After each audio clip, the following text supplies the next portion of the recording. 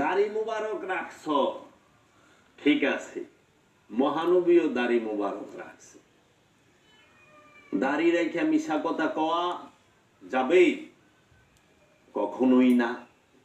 দাড়ি রাইখা অন্যের সম্পদ মাইরা খাওয়ান যাইব না।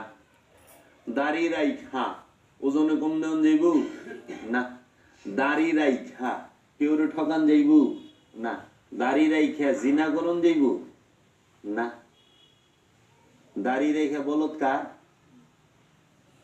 না, আপনারাই বলেন, জাতি বলবে, জনগণ ছাড়বে না। ওই যে রাজনীতিক একটা কথা না, জনগণ মেনে নেবে না, মেনে নেবে না। তখন এই যে দাড়ি রেখে যে বলৎকার, এই যে জেনা, জেনা কারে কই জানো বাবা? জেনার হাকিকি ডেফিনিশন কি জানো না? তোমরা যেটা বলো মনে করো সেটাই তুমি মেজাজি ডেফিনিশন দিছ। তোমার সঙ্গিনীর সাথে তুমি জেনা করো। জেনা আগে বুঝো, জেনা কারে কর। আল্লাহ বলছে জেনা হারাম, জেনা নিষিদ্ধ। সে জিনা কি?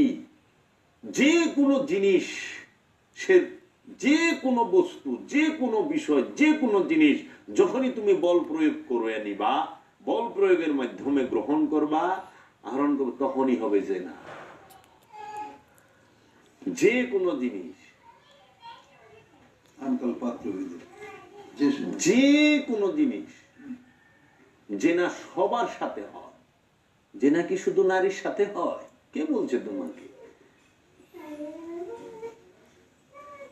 তুমি আইবা, হ্যাঁ আমার কাছে কিন্তু আছে।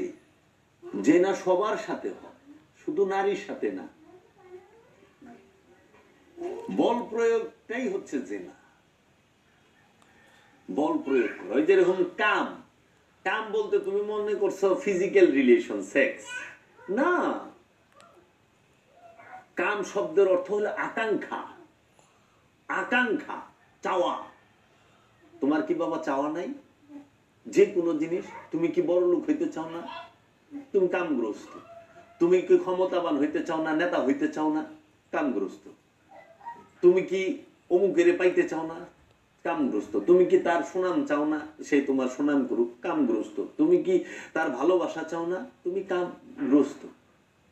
সবই তো কাম। এই জন্য বাবা জাহাঙ্গীর বলছে, কামের থেকে প্রেমের আগমন। কাম না থাকলে প্রেম নাই। যেই কামে কি, যেই প্রেমে কাম নাই, ওটা কোনো প্রেমই না।